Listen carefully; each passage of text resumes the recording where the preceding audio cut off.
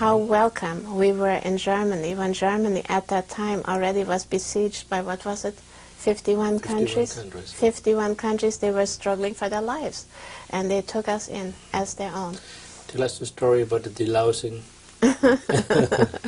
Well, I only find out the real story now. I did not know this for the longest time, but we were all put into what looked like a great big bathroom, I guess, because they had these shower things at the top, and we were put onto benches. We were all stark naked, old and young. Of course, the sexes were separated, but we all had to sit in a row.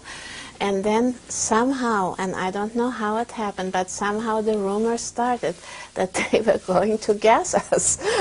I have to tell you that this is really true. This is what happened. And what happened eventually is that they rained from the shower heads. They rained soap and water on us. And the reason for that was that we had to be deloused. We were so full of lice through that. Our hair was cut.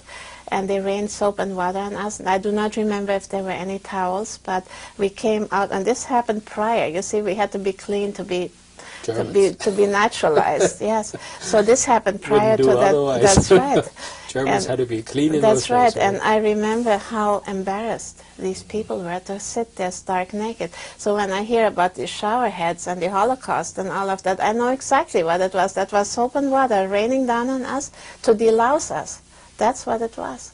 And where the story came from, that those were dangerous shower heads, I don't know. That must have come out of the Russian propaganda in those years, because I remember it very clearly, that there was a rumor, you know, in other words, we were going to be done in.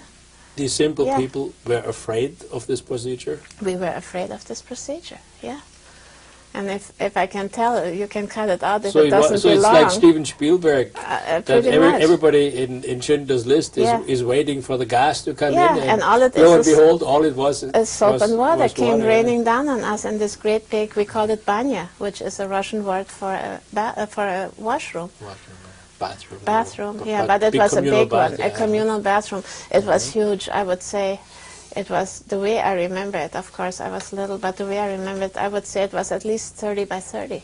It must have been built for that purpose, to wash us down like dogs. Yeah. But most people, of course, don't know is that the Germans had drawn a line from the Baltic, or actually from the North Cape virtually all the way down to the Bosporus, and anybody that came across that line, whether he was German or Mennonite, Jews for that matter, anybody in Europe could not go across that line without being deloused, because they wanted to keep lice out of Europe, because lice were so dangerous to public health. That's right.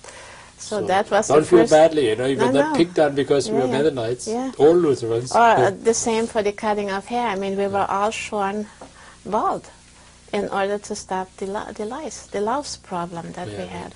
Everybody had lice in the war, you know. I mean, this was just common knowledge that everybody had lice, and then, of course, we had to be deloused and put into Germany. So Jews cannot claim unique victim status? No, they cannot. And when I hear the stories about them losing their hair, big deal. None of us had hair. Yeah. So that was my take on it. And how about the cattle cars? Well, the cattle cars was pretty much the same story, because we considered ourselves lucky if we could ride in a cattle car, of course, because then we did not depend on horses, we did not have to walk on foot. Man, that was luxury, to ride a cattle car. And yes, they were crammed full of people, and yes, it was very difficult, you know, to travel like that. Often you could not sit, you had to stand because they were crammed full. Often there was not water, there was no food. This is how it was in those years. People were hanging on those cattle cars. When you see those pictures, that could have been us. We were like that in those years. That means nothing. The same when you see the bunk beds. My goodness, we were lucky if we had bunk beds where we could sleep at night. It meant we did not have to sleep outside in the snow. No. Those pictures mean nothing.